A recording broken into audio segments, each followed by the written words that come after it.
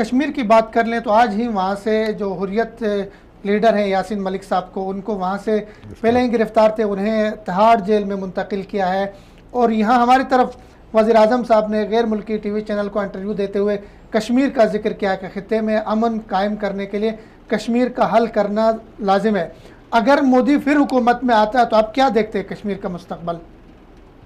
देखिए, मैं तो ये समझता हूँ कि बीजेपी जब हुकूमत में आई थी ना, और वाजपेयी जैसे लीडर थे, तो हमें एक उम्मीद थी कि चूंकि वो हिंदुओं की एक पार्टी है और वाजपेयी एक स्टेट्स पर्सन है, तो मसाइल आगे चल सकते हैं। लेकिन मोदी की मौजूदगी में प्राइम मिनिस्टर ने तो ये कहा है कि शायद हम हल की तरफ चले जाएं, लेकिन ये प्राइम मिनिस्टर साहब की खुशफहमी है। ये मोदी ये है जिसका कोई कानून, कोई असूल नहीं है, ये दहशतगर्द है खुद।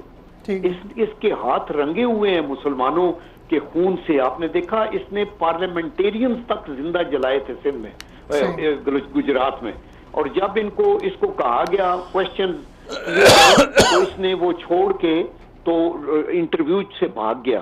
और इसको किसी ने कहा कि आपको अफसोस नहीं होता कि आपके इलाके में 2000 मुसलमान जले हैं और जल पे उनको? तो इसने कहा, हाँ, बस अगर कार के नीचे कोई, आपकी गाड़ी के नीचे कुत्ता आ जाए तो आपको अफसोस तो होता है। ये इस तरह का दरिंदा है। तो इसलिए इससे किसी किस्म की तवक्को, बीजेपी में शायद और बहुत अच्छे लोग भी होंगे जिनको कोई थोड़े स्टेबलाइज होंगे। ये तो एक अपॉर्चुनिस्ट है और ये एक किस्म का नाजी है।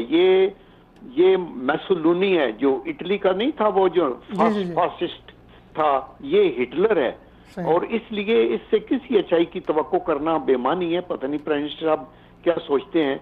ये हर चीज कर गुजरेगा, इसके आगे इंसानी जान की कोई कदर नहीं है। यूनाइटेड नेशन का चार्टर की इसको कोई परवाह नहीं है, यूएन के रेजोल्यूशंस की कोई परवाह नहीं है। तो ये एक खतरनाक डेवलपमेंट है जिसको हमें गौर से देखना होगा और बैनुल-अक़वामी सतह पे इसको हाईलाइट करना होगा। बहुत शुक्रिया सर, बहुत नवाजिश। सलामत।